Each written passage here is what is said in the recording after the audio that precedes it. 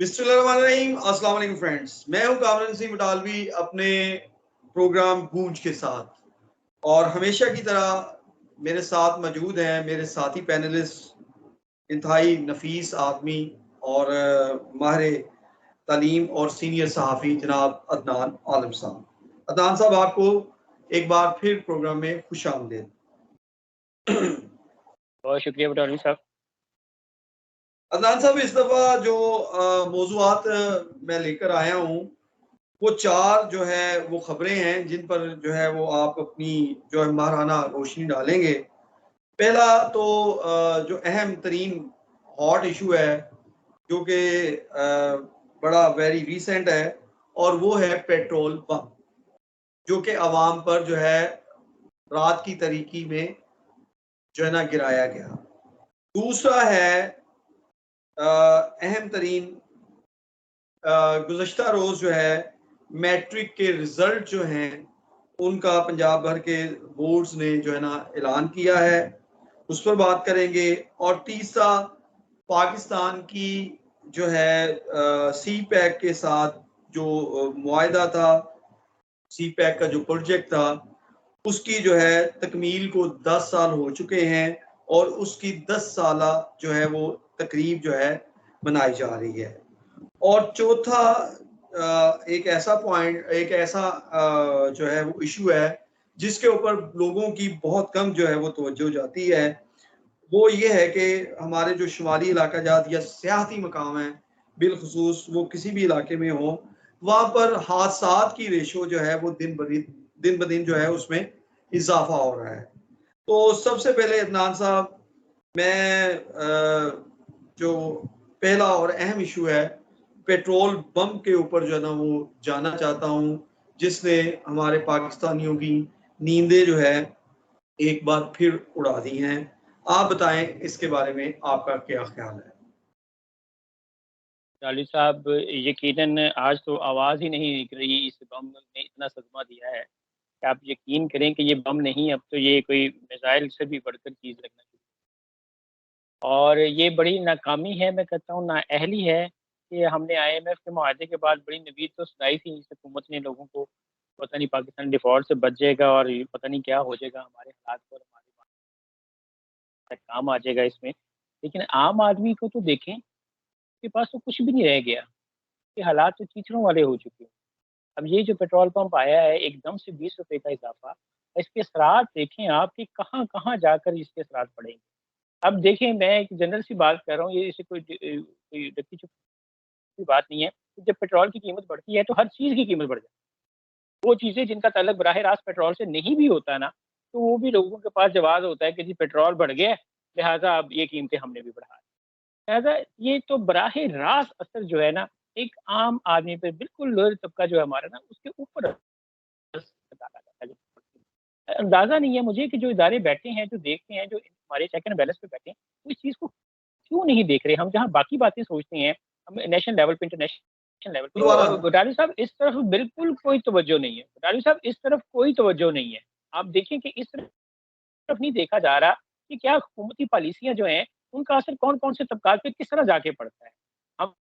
ہم پہلے ہی اشرافیہ کے ہاتھوں مارے ہوئے لوگ ہیں، اب اس کے بعد یہ جو ہمارے ادارے بیٹھے بڑی بڑی ہماری پالیسیاں بناتے ہیں ملک کی، اور جس میں ہمیں بتایا جاتا ہے کہ اب ہمارا ملک استحکام کی طرف چلا جائے گا، اب ہم نے اس معاملے میں ترقی کر لیا ہے، اتنے ملین ڈالر، اتنے بلین، اتنا revenue, G D P rate جہاں چلا گیا، تو یہاں کوئی عام آدمی کی بات کرنے والا ہے، کوئی یہ دیکھنے والا ہے؟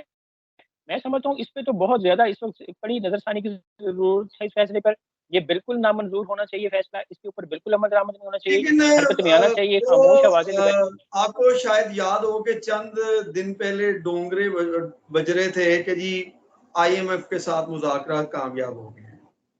اب یہ نہیں پتا تھا کہ جو کامیاب ہوئے ہیں وہ پاکستانی عوام کو ہی بلی چڑھا کر ان مذاکرات کو جو ہے نا وہ کامیاب کیا گیا ہے۔ آپ آج اچھا، کی یہ بالکل خبریں بالکل یہ دیکھیں، سمجھ نہیں ہے کہ جو آج کی جہاں سر حکومت خبریں کامیاب دیکھیں، ہوتی ہے لوگ وہاں بد دعائیں عام دے رہے آدمی ہیں، نے کم۔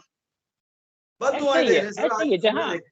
آپ دیکھیں جہاں حکومت کامیاب آپ کو بتاتی ہے کہ ہم کامیاب ہو رہے، وہاں عام آدمی ناکام نظر آ رہا ہوتا ہے۔ جہاں ان کی کامیابی، وہاں عام آدمی کی ناکامی نظر آ رہی ہوتی ہے۔ اب مجھے بتائیں ایک عام آدمی کے لیے کتنا مشکل ہو جائے گا اس وقت حالات۔ اب یہ میرا خیال ہے جاتے ہے یہ آخری کیل تھا جو انہوں نے ٹوک دیا ہے اور یہ بھی ان کے گلے میں پڑے گا. ویسے تو کوئی کارکردگی نہیں ہے اس حکومت کی, کوئی انتخابات میں کچھ لے کر آئیں, میں اسی طرف آنے والا تھا کہ یہ جو پیٹرول بم گرا ہے وہ شہباز شریف صاحب کا ایک ہی کہنا تھا کہ جی ہم نے سیاست جو ہے نا وہ قربان کر دی ریاست بچانے کے لیے. اب یہ بتائیں کہ ان کی سیاسی جو ہے نا یہ جاتے جاتے جو یہ کر رہے ہیں نا یہ براہ راست اپنے ووٹ بینک کو جو ہے وہ افیکٹ کر رہے ہیں اور اس کا جو ہے نا ان کو الیکشنز میں ان کو جو نا اس کا جو نا وہ خمیازہ جو نا وہ بھگتنا پڑے گا. جاوید صاحب آپ یقین کریں کہ یہ جو آپ بتا رہے ہیں بات پرائم منسٹر صاحب کی, ان کے پاس تو بالکل جواب ہے. وہ پنجابی میں کہتے ہیں نا وہ کرتا چکرا, تو وہ تو بالکل کھڑے ہو کے کہہ دیتے ہیں جی حالات یہ تھے, ہمارے پاس تھا ہی کچھ نہیں, مجھے مانگنا پڑا, ہمیں یہ کرنا پڑے گا, ہمیں یہ نظر آ رہا ہے. نظر کس کو نہیں آ رہا مجھے بتائیں گے, اب سے نہیں دیکھ رہے یہ ہم, یہ تو ان کا کوئی نا دور حکومت نہیں آیا نا کہ شہباز شریف صاحب پہلی دفعہ آئے ہیں یا وہ نہیں جانتے کہ دور حکومت میں ایسی معاشی پالیسی بنائی گئی تھی یا کچھ ایسی چیزیں تھیں موجود جس میں کم سے کم ان چیزوں کی روک تھام ہوتی, نہ ہم اپنی جو عام استعمال کی چیزوں کی قیمتوں میں اس سے کم لا سکیں, نہ ان کو اوپر چڑھنے کی کوئی ایسی پالیسی بنا سکیں کہ یہ قیمتیں پرواز نہ کریں, نہ ہی ہم ان چیزوں کو روکیں. اب یہ ہمارا ڈالر اور ہمارا پیٹرول, یہ دو چیزیں ایسی ہیں جس کے اوپر آپ کی ساری سیاست اور معاہدے بھی آپ کے نہیں دونوں پر ہوتے ہیں. ٹھیک ہے, یعنی کہ آج آ کے وہ زرداری کا دور ہو, وہ عمران خان کا دور ہو, یا وہ یا پھر وہ جو نا میاں صاحب کا دور ہو, ملک جو ہے وہ نازک حالات میں سے گزر رہا ہوتا ہے اور اس کا جو ہے نا وہ خمیازہ وہ اس کو پے کرنا ہوتا ہے عوام نے. تو خیر یہ تو آپ نے اہم چیزیں اس میں بتا دی کہ پیٹرول کا جو بم ہے اس کی بنیادی وجوہات کیا ہیں اور وہ کیسے اس کو کور کیا جا سکتا ہے. اب آتے ہیں سر جو ہمارا سیکنڈ جو ہے اہم موضوع کہ ریسینٹلی جو ہے پنجاب بھر کے جو بورڈز ہیں ان کا رزلٹ کا جو نا وہ اس کی اناؤنسمنٹ کی گئی ہے اور وہ اس کی ذرا تفصیلات بتائیں اور یہ بتائیں کہ ہر سال لاکھوں کی تعداد میں بچے جو نا وہ ایگزام دے کر پاس ہوتے ہیں ایک نئے ویژن اور مشن کے ساتھ, تو اس کے جو ہیں الٹیمیٹ جو نتائج ہیں وہ ان نتائج سے وہ کتنے مختلف ہوتے ہیں.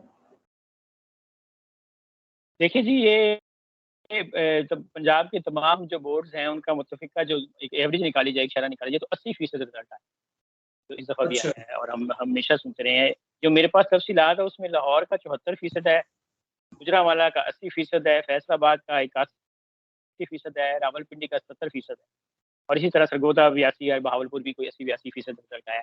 بات یہ ہے کہ بٹالی صاحب جب ہم اور آپ پڑھتے تھے تب تو نہ کوئی گائیڈ ہوتی تھی, نہ کوئی گیسٹ پیپر ہوتے تھے, نہ کوئی سرچ انجن تھا, اور پرچہ سوالات میں بھی میرا خیال ہے کوئی چوائس اتنی نہیں ہوتی تھی, نہ کوئی موجودگی سوال, وہ نظام تعلیم اس نظام تعلیم. آج بچے اتنا کچھ پڑھنے کے بعد, اتنے سورس, اتنے وسائل ہونے کے بعد اور اتنے زیادہ نمبر لینے کے بعد بھی ہمیں کہیں نظر نہیں آ رہا کیا ہم نے دیکھا کہ پچھلے کسی عشرے میں کوئی الخوارزمی جیسا پیدا ہو گیا, کوئی ابن الہاشم ہم نے پیدا کر دیا, کوئی ڈاکٹر عبد القدیر کے ڈاکٹر صبر کے مبارک پائے پر کوئی سائنسدان پیدا کر دیا. ہمیں تو ایک نمبروں کی دوڑ ہی نظر آ رہی ہے. اس بار بھی 1091 نمبر لینے والا پہلی پوزیشن پر. اب آپ اندازہ کریں کہ یہ نمبروں کی دوڑ ہی نظر آ رہی ہے, قابلیت تو ہمیں کہیں نظر نہیں آئے گی. اب آپ ایک ایوریج نکالیں 80% کی, کیا یہ 80% جو بچے نمبر لے کر آئے ہیں کیا یہ اتنے قابل ہیں کہ یہ نمائندگی کر سکیں گے اس ملک کی, اس ملک کے لیے سرو کر سکیں گے کچھ؟ کتنے لوگ بچ جائیں گے آگے جانے کے لیے, کتنے کالجز میں جا سکیں گے, کتنوں کو داخلہ مل سکے گا, کتنے کے پاس اتنے وسائل ہیں تو وہ اعلیٰ تعلیم حاصل کر سکیں گے؟ یہ بڑا المیہ ہے. رزلٹ دینا کوئی مہارت کا کام نہیں ہے کہ ہم نے 80% رزلٹ لے لیا یا ہم نے نا, آگے ان بچوں کا مستقبل کیا ہے اس پر دیکھنا بڑا ضروری ہے. ہم مایوسی کی بات نہیں کرتے, ہم نے ہمیشہ بات کی ہے ان نکات کی طرف کہ اس طرف بھی توجہ کی جائے. میں یہ صرف یہ کہنا چاہوں گا پروگرام کے ذریعے کہ اب ان 80% بچوں کے لیے کون سی ایسی کاؤنسلنگ ہے, کون سا ایسا راستہ ہے, کہاں پہ ان کے لیے ڈائریکشن ہے. ان میں سے بہت سے ایسے ہیں جو اپنے مالی حالات کی وجہ سے آگے اچھے کالجز میں نہیں جا سکتے, میرٹ پہ نہیں آتے, کچھ بچے, کچھ لوگ مالی حالات کی وجہ سے نہیں جا سکتے, اور پھر کچھ ایک اوپر مینوپلی بھی چل رہی ہے کہ اجارہ داری ہمارے آگے ہائر ایجوکیشن سسٹم میں, اس کی وجہ سے بھی بہت سے بچے تعلیم سے محروم ہو جاتے ہیں. اگر جو بچے اللہ نمبر لے کر قابلیت لے کر آگے آئیں تو آگے ان کے لیے کیا راستہ ہے؟ کیا اس کے بارے میں کبھی کوئی پلاننگ کی گئی ہے؟ کوئی جامعہ پالیسی کو منصوبہ بندی کسی حکومت میں بنائی گئی ہے؟ ایسا نہیں. ایک تو اس طرف توجہ کی بڑی ضرورت ہے. دوسری ایک بڑی خوشائن بات ہے جس کو میں اپریشیٹ کروں گا کہ انہوں نے سپلیمنٹری ختم کیا ہوا ہے اور سیکنڈ اینول شروع کر دیا ہوا ہے. اور وہ بچوں کو بھی اس پہ غور کرنا چاہیے جی. جن بچوں کے نمبر کم آئے ہیں یا جن بچوں کے کسی مضمون میں رہ گئے ہیں تو وہ سیکنڈ اینول ایگزام کے صورت میں دوبارہ اپیئر ہو سکتے ہیں. اس پہ بچے توجہ کریں تاکہ ان کا وقت بچے اور یعنی کہ آپ کے کہنے کا مقصد ہے کہ یہ جو 80% رزلٹ ہے یہ ہمارا جو بیسک ایجوکیشنل ٹاسک ہے یا آبجیکٹیوز ہیں ان کو یہ میٹ اپ نہیں کر پاتا. یہ صرف ایک نمبروں کی دوڑ ہے اور جس کی وجہ سے جو ہے ہم اپنے تعلیمی نظام کے ذریعے وہ مقاصد نہیں حاصل کر پاتے جو ہونے چاہیے. اب تیسرے اہم ترین ٹاپک کی طرف آتے ہیں اور وہ موضوع ہے جناب علی سی پیک کی 10 سالہ سالگرہ. سالگرہ تو نہیں اسے کہہ سکتے, ایک دہائی کی جو ہے وہ سیلیبریشنز کہہ سکتے ہیں, 1 ڈیکیڈ. تو اس کے بارے میں آپ عدنان صاحب کیا کہتے ہیں؟ سی پیک جی میں اس کو کہتا ہوتا ہوں سی پیک گفٹ پیک. اور 10 سال کا مطلب ہے ہمارا ایک مرحلہ مکمل ہوا ہے. اب دوسرے فیز میں ہم لوگ کے ساتھ یہ ہے کہ $25 ارب کے مزید جو ہے منصوبے جو ساتھ ہمارے طے ہو گئے ہیں اور دستخط بھی ہوئے ہیں. نائب وزیر اعظم جو ہیں وہ فنگ آئے ہیں پاکستان اور کوئی پاک چین دوستی جو ہے اس کا نعرہ لگایا ہے. اچھا میں یہاں ایک بات آپ کے پروگرام کے توسط سے بتانا چاہتا ہوں, تاریخ کو درست کرنا چاہتا ہوں. کچھ ہمارے یہاں پہ مسکنسیپشنز ہیں. یہاں پہ بہت سے کریڈٹ لیے جاتے ہیں جس سی پیک جو ہے وہ آصف علی زرداری صاحب لے کر آئے ہیں اس ملک میں, جبکہ مسلم لیگ کے نون کے لوگ کہتے ہیں کہ سی پیک جو ہے وہ نواز شریف کا تحفہ ہے پاکستانی عوام کو. یعنی کہ میں یہاں آپ کے کہنے کا بڑی مقصد ہے کہ ہر بندہ اس کو ایز اے جو نا وہ پولیٹیکل کارڈ کے طور پر جو نا وہ اسے استعمال کرنا چاہ رہا ہے. نہیں بٹالوی صاحب میں اس کی ان چیزوں کی تردید کرتے ہوئے تصدیق ایک بات کی کرنا چاہ رہا ہوں کہ یہ ان دونوں سیاسی جماعتوں کے علاوہ اگر کوئی تیسرا بھی اس کو کلیم کرتا ہے تو میں سمجھتا ہوں میں آپ کو جو معلومات دینے جا رہا ہوں آج وہ یہ ہے کہ سی پیک جو ہے وہ میرے قائد حضرت قائد اعظم محمد علی جناح رحمۃ اللہ علیہ کا منصوبہ. اور یہ میں آپ کو ثابت بھی کرتا ہوں. میں آپ کو بتانے جا رہا ہوں تاریخ کی درستی کے لیے پروگرام کے توسط سے ناظرین اسے نوٹ کریں. میں نے 2016 میں چین کی ایمبیسی اسلام آباد میں بھی یہ چیز پیش کی تھی اور میں نے لکھا بھی تھا اس کے اوپر کہ یہ کسی بھی سیاسی جماعت کے سربراہ کا منصوبہ نہیں ہے, نہ وہ اتنے ویژنری ہیں. میرے قائد حضرت قائد اعظم محمد علی جناح سے بڑا ویژنری لیڈر کوئی نہیں تھا اور یہ ان کا تھا. میں بتا دوں بہت مختصر آپ کا وقت لے کر کہ 3 جون 1947 کو جب تقسیم ہندوستان کا وہ منصوبہ طے ہو رہا تھا تو All India Muslim League, All India Congress Lord Mountbatten کے ساتھ ایک ٹیبل پر بیٹھے تھے اور پاکستان کا نقشہ جو ہے وہ وہاں اس ٹیبل پر رکھا گیا.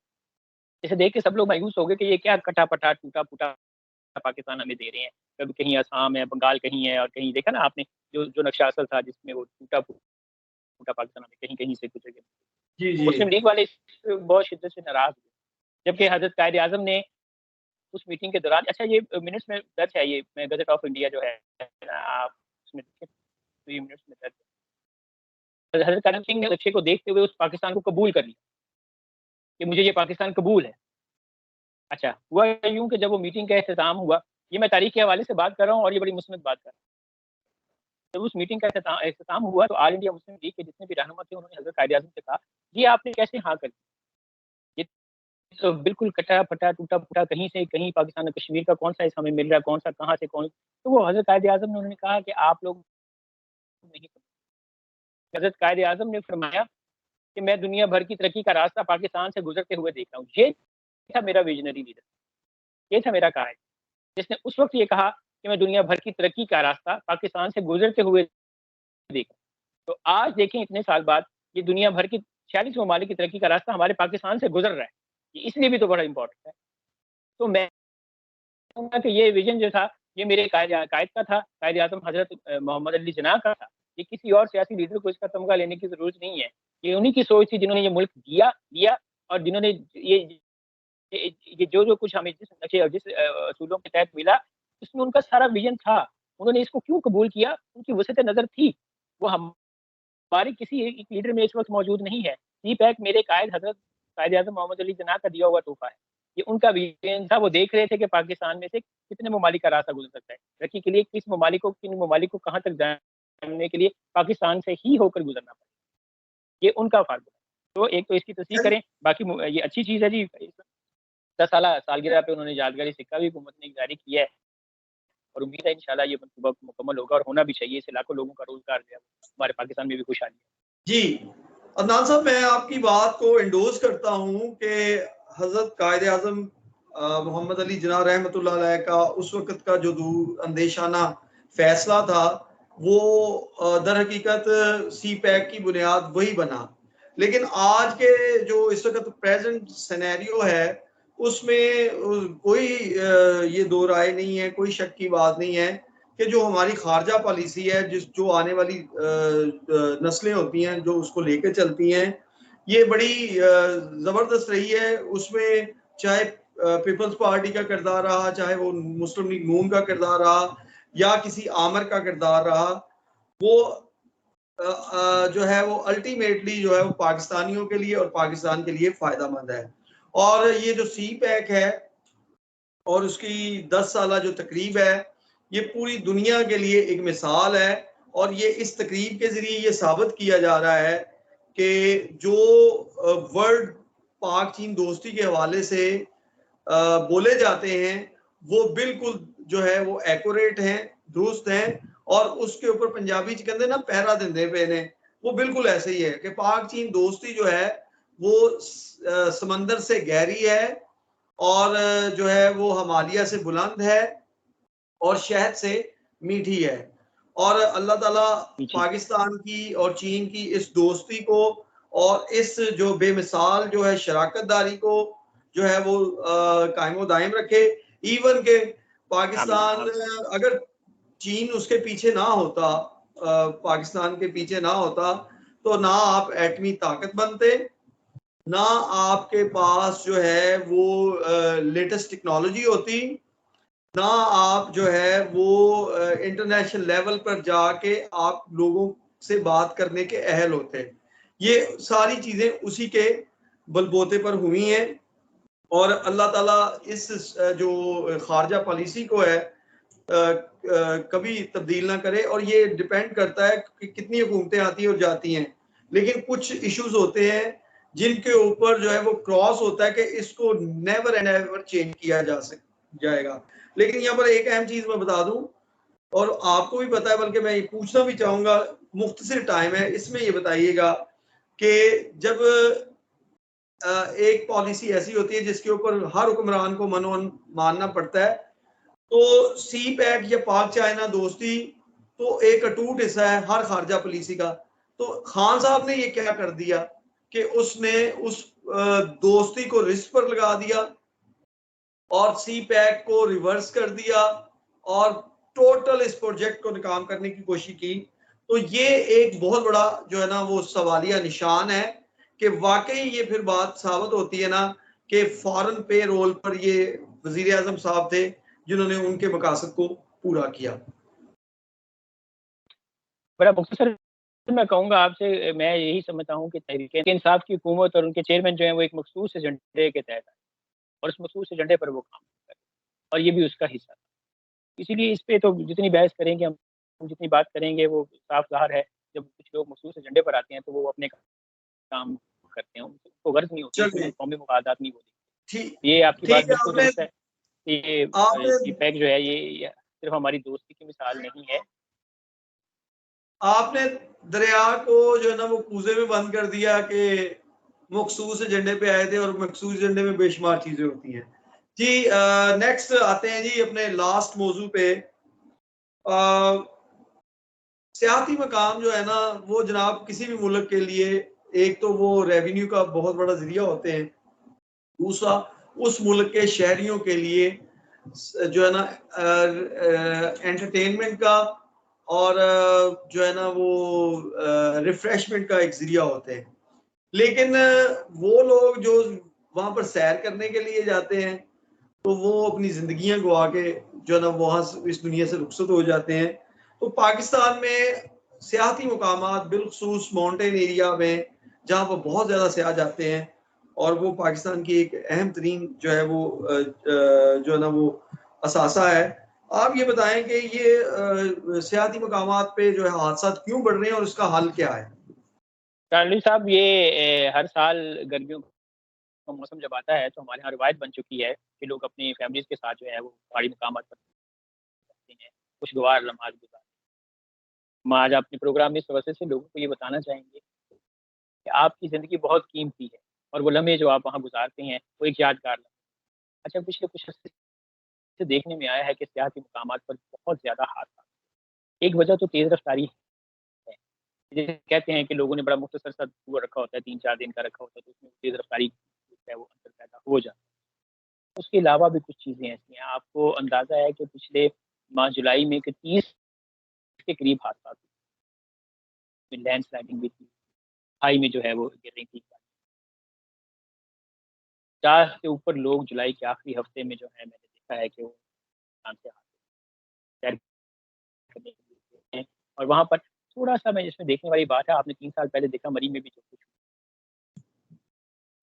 مناسب انتظامات نہیں ہوئے، جن کی وجہ سے ایسے حادثات ہوئے.